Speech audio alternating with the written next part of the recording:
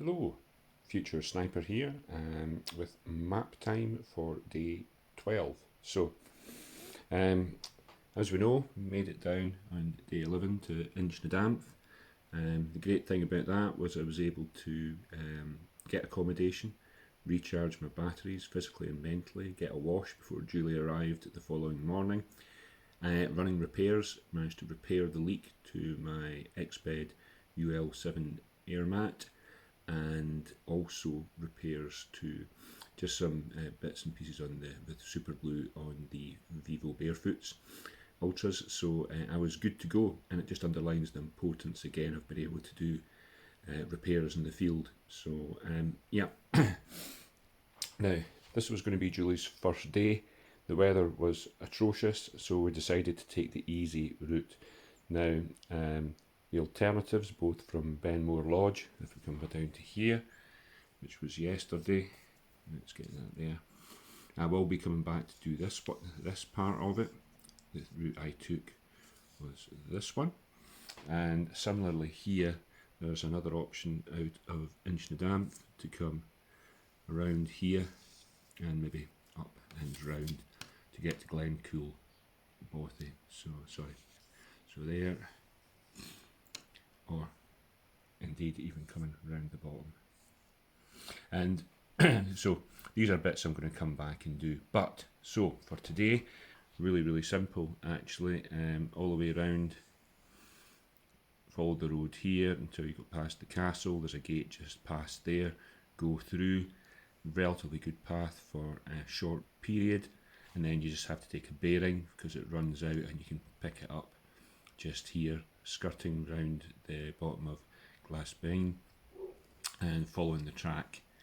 It was super boggy and wet. I should point out it was pouring by that point and very windy until we get down to the car park here. And then a little bit of luxury. The views are amazing even though you're following the road, and the road wasn't too busy. A few camper vans about, right enough.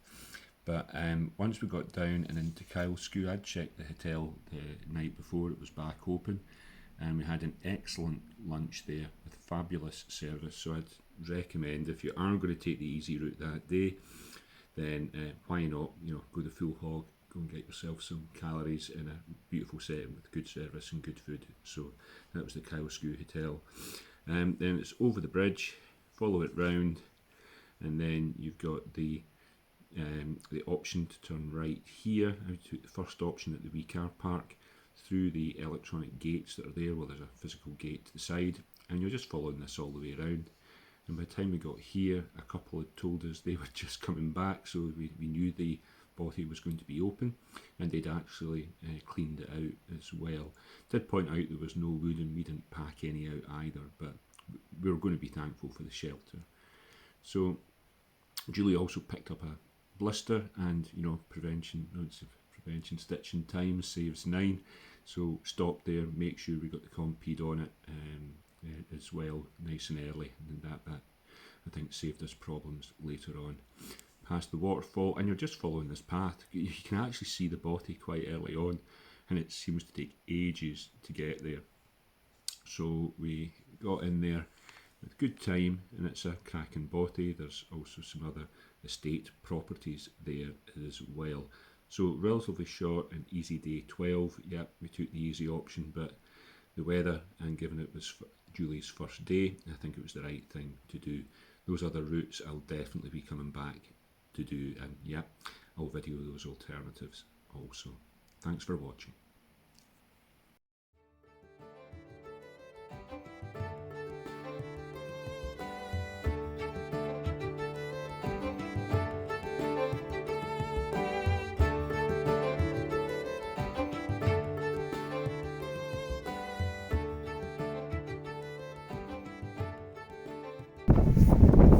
Morning, Julie's ahead.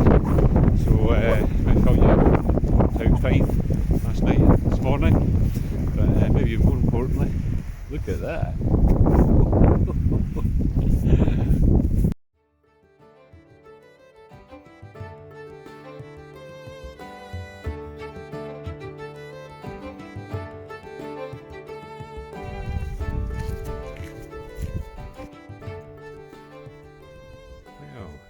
since Julie joined us. Just centre right, you can see where we had lunch, the Kylesku Hotel, and it was brilliant, a little kind of boutique place. And then we walked all the way up there, and we're coming along this path. And apparently, we just passed a couple who's cleaned the bothy, told us it's empty, and yeah, so she'll be there in about an hour and a half.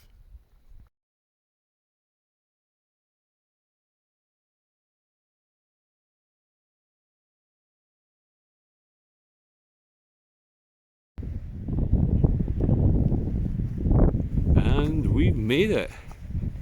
Here we go. And I can already tell you the good news is that it's open. We actually passed a couple that told us it was, and they'd actually been cleaning it. So here we are at Glendhu. And as you come in, loads of space and a single platform. Similar on the other side as well. Big rooms. And you've got 2 attic rooms as well. Not sure which one we're going to go for yet. Julie seems to like that one. But the bucket makes me think could be rain. Or a leak, sorry. Stuff's in here at the moment. There we go.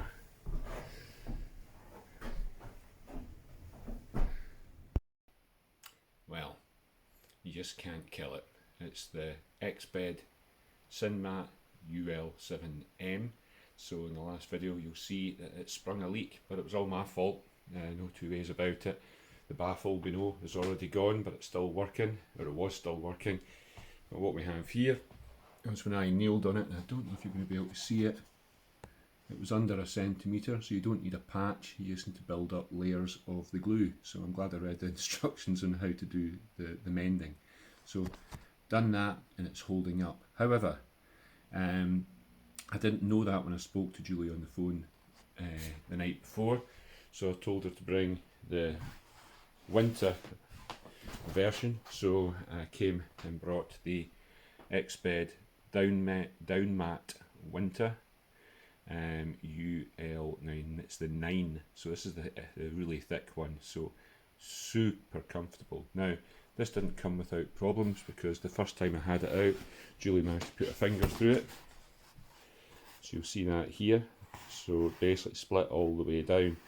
Now I did go back to X-Bed, and to be fair to them, they said, okay, you know, we can't replace it in these circumstances, but we will repair it. So I sent this down to them, and they've done a professional repair, and it's been great ever since. So yeah, so swapped out the yellow sin mat for the down mat, and don't regret it. It was really comfortable. It wasn't too much of a weight penalty either.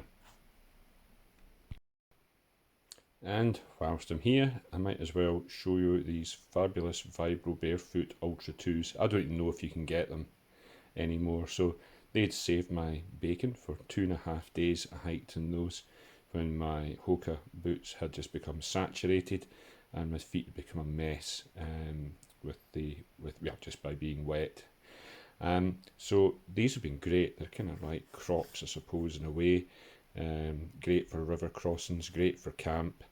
I had heard people sometimes hike and run in them, but what I had to do here was, let's pop that over just now, you can see there's not a huge amount of grip, and that was the big problem.